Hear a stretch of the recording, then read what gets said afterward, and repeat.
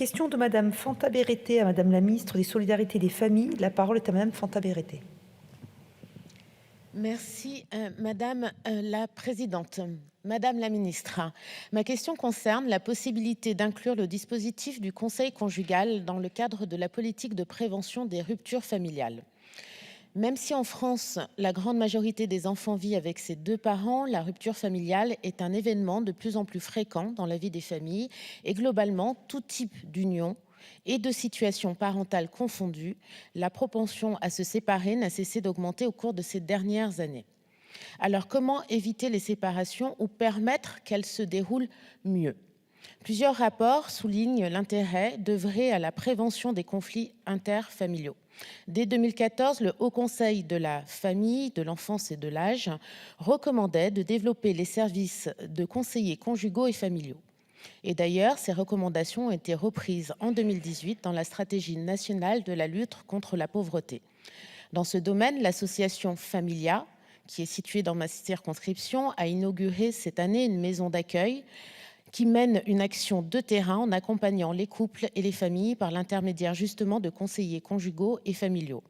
D'après des mesures d'impact social de ce type d'accompagnement, Familia conclut que 70% des couples qui songeaient à se séparer ont pu restaurer une relation de qualité. Ceux qui ont pris la décision d'une séparation l'ont fait de manière plus apaisée. Familia estime qu'1 euro investi dans le financement du conseil conjugal et familial amènerait de 5 à 11 € d'économie directe pour la collectivité. À noter, ce type de politique a porté de bons résultats ailleurs en Europe, au Danemark, où les thérapies de couple sont financées avec succès.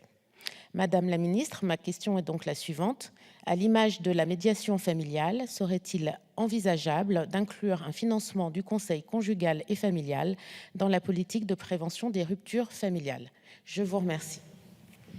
Je vous remercie. La parole est à Madame la Ministre déléguée chargée de l'organisation territoriale des professions de santé. Merci Madame la Présidente. Madame la députée Fanta Berete.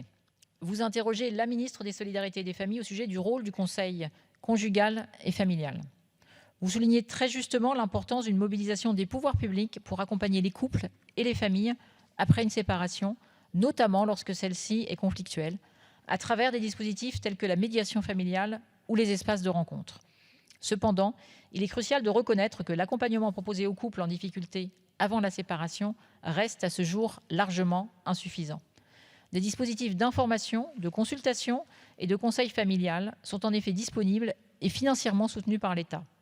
La réforme de 2018 a modernisé ces structures, renommées Espaces Vie affective, relationnelle et sexuelle, EVARS, tout en actualisant leurs missions. Les conseillers conjugaux et familiaux, experts dans le domaine du conseil et du soutien, trouvent dans ces lieux un terrain d'action privilégié pour accompagner les couples à travers les différentes épreuves de la vie conjugale. Le ministère des Solidarités et de la Famille partage votre constat sur le manque de financement de ces structures au regard de leur potentiel d'investissement social. En effet, nombreuses sont les souffrances qui pourraient être évitées, tant pour les parents que pour les enfants, en aidant un couple à surmonter ses difficultés ou en accompagnant une séparation de manière apaisée. De plus, en agissant de la sorte, des dépenses supplémentaires pourraient être évitées à la fois pour la collectivité et pour les couples eux-mêmes. Le ministère des Solidarités et des Familles est bien conscient de ces enjeux et proposera à la Caisse nationale des allocations familiales d'expérimenter, au cours de cette mandature, des modes de financement permettant de mieux soutenir les actions menées par les EVARS.